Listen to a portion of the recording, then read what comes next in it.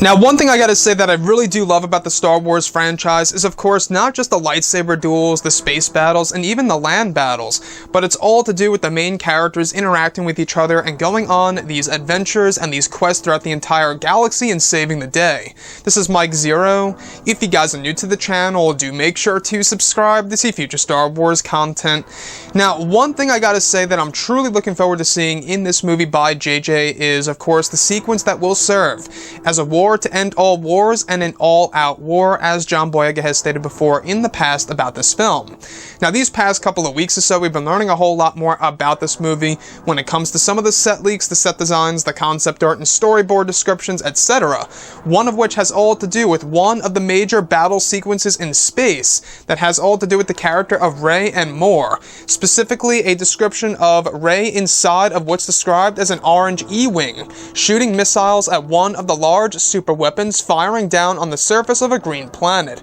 It's described that the First Order is attempting to destroy large bases on the planet that are home to hundreds of star fighters, weapons, and even fighters that pose a threat to the First Order.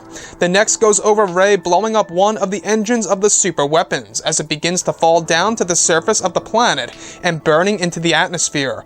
Another involves a sequence of Resistance fighters running away from the falling debris from one of the weapons and taking cover.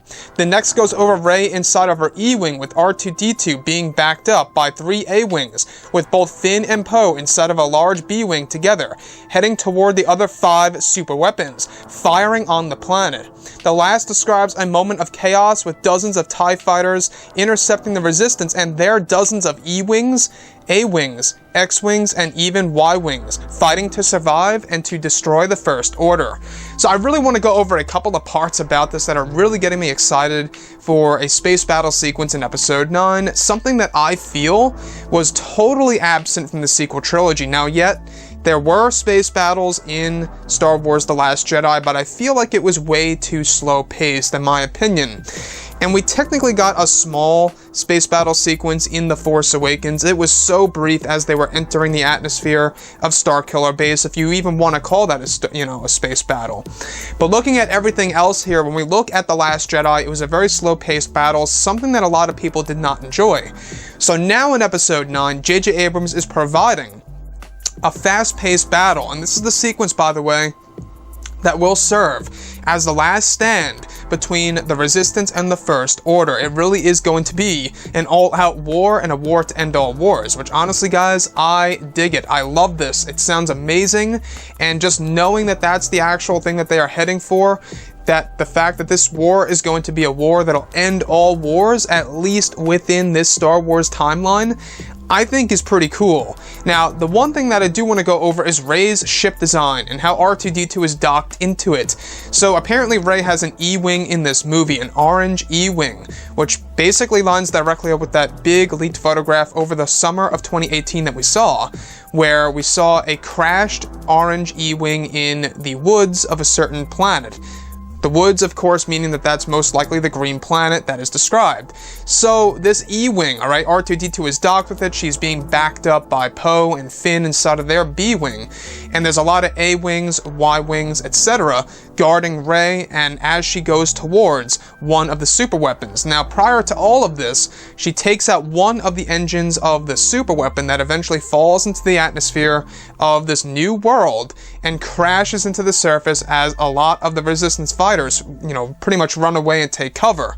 Now, this sounds like pure chaos, I gotta say. I think that J.J. Abrams is really trying to deliver here when it comes to action and really raising the stakes when it comes to certain sacrifices and losses that could be made in this major space battle scene.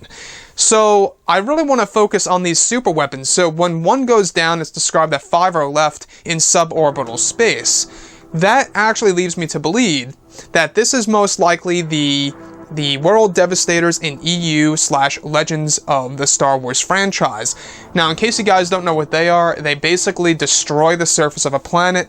They're basically, these machines that are able to transform the terrain of whatever world it chooses to go to. So the First Order Actually having a total of 6 of these super weapons firing on this planet sounds like pure chaos.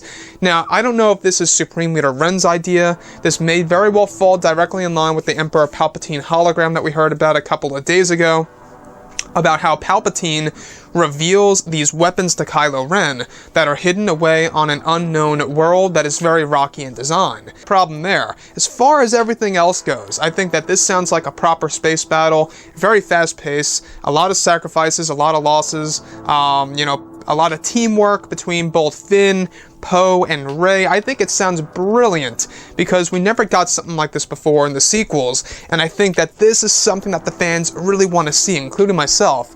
I mean, imagine this on the big screen, both Rey, Finn, and Poe in space, fighting for their lives against the First Order and Supreme Leader Ren. We do know that in later scenes, the Millennium Falcon will be involved, with Lando Calrissian, portrayed by Billy D. Williams, etc. So anyways, guys, what do you think about all of this below in the comments? And if you guys did enjoy the content for today, do make sure to drop a thumbs up on this video to support the channel. I thank you all so very much for the kind support, and I'll catch you guys next time.